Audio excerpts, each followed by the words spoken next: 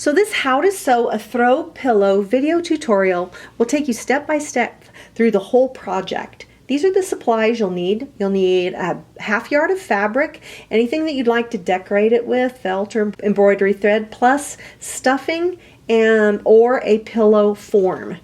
So you'll buy your half yard of fabric of any design that you would like, and you're going to cut a piece that's square, that's 1 inch larger than the size you want. So if you want a 16 by 16 inch throw pillow, which is a very nice size for the couch, you would cut your piece 17 inches by 17 inches.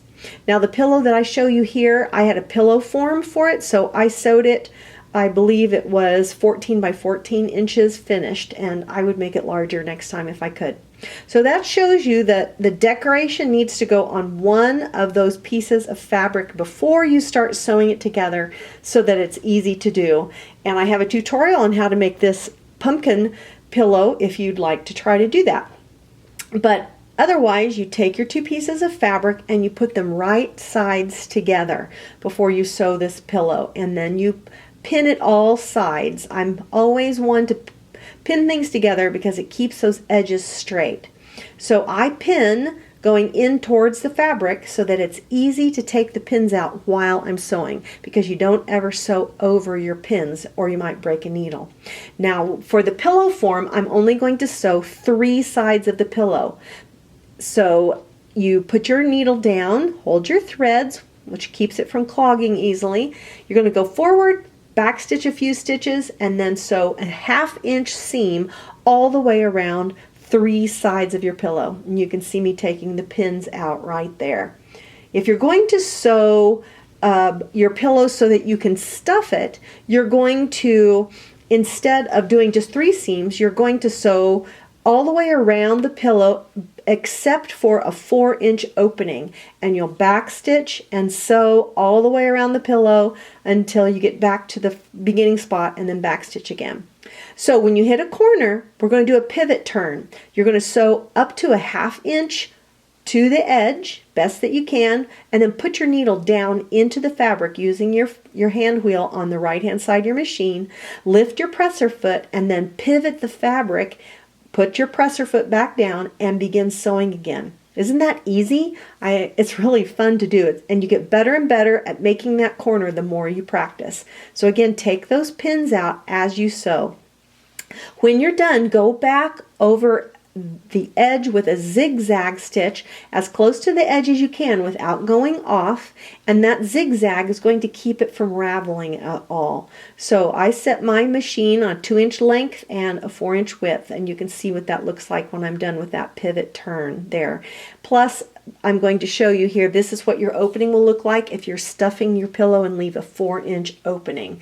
And then you can see that when you're done, that seam is left open just between those two 4-inch edges of your seam. There you go. And so then when you are finished sewing, you're going to clip your corners. Be very careful not to actually clip the threads. Just take a little bit off the corner because it makes your corners nicer after you turn it inside out. So it's really easy if you just have sewn 3 edges, but you can do it through that 4-inch hole as well, and get those corners out as well as you can to make them nice and square. So there is that decorative pillow, but yours might be plain either way. So when I have that turned inside out, I'm using a pillow form, so I will slip that in the open side and pull my pillow in there. Otherwise, you're going to stuff it with fiber fill through that 4-inch opening, and you will take your fiber fill, just put it into whatever size pillow you'd like. In this example that I'm showing you here, just in the blue, I didn't stuff it very full, but you can see that pillow form in there. Turn a 1/2 inch edge on each of those seams and then pin that opening shut, whether it's the whole side for a pillow form or just the 4-inch part that you left open for stuffing. Still pin that edge all the way across so that you get those edges nice and even. And then you're going to sew by machine very close to the edge if you can. Can you see how close that is without going off? Otherwise, you're going to use what's called the slip stitch to sew your edge, your 4-inch opening shut. So here's instructions on how to do the slip stitch.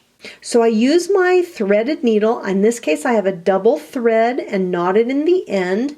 And I'm going to bring my needle up through the fabric so that the knot is hidden in between that opening in my throw pillowcase. In this case is what I'm sewing shut. So I've pinned it shut so that I know that I'm getting it lined up, and then I slip my needle inside one edge of that seam for about 1/4 of an inch, and then I come back through the other side of the seam and out and pull that shut. So you'll see me do this a couple different times as I demonstrate, and then I'll show you pictures of it up close. So I slip it inside one edge, come out through the other, and pull the stitch shut. So there you can see the needle is inside the edge, coming through the other edge, and then it makes this little loop that I go ahead and pull my needle and pull that shut. So here you can see it again as I'm doing it. Now I've done this with white thread so you can see my stitches. There I am inside the edge, going through the other edge. Oh, get that pin out of the way, and then pull that shut. So you can see it only because it's white thread. It's almost an invisible stitch. I really like the stitch. It's very handy if you don't have a machine close by. Now to end my seam, I make a small stitch, I go through the loop and pull it shut, and I do that twice. I pull a small stitch, go through the loop, pull it shut again. Then I'm going to slip that needle inside the edge of the pillowcase again, or in the edge of the seam, pull it through for about 1/2 an inch. I've got a little bit of trouble getting inside there. And then clip my thread so that the tail of my thread is inside the seam. You wouldn't see it. Once you have your edge sewn shut, either by machine or by hand, your pillow's finished. Isn't that cute? You don't have to decorate the front, but you can. These are some fall ideas. You can have them for every occasion you want. They're very inexpensive and easy to make. Come on over to Welcome to Nana's for more tutorials and crafts. Come join the fun.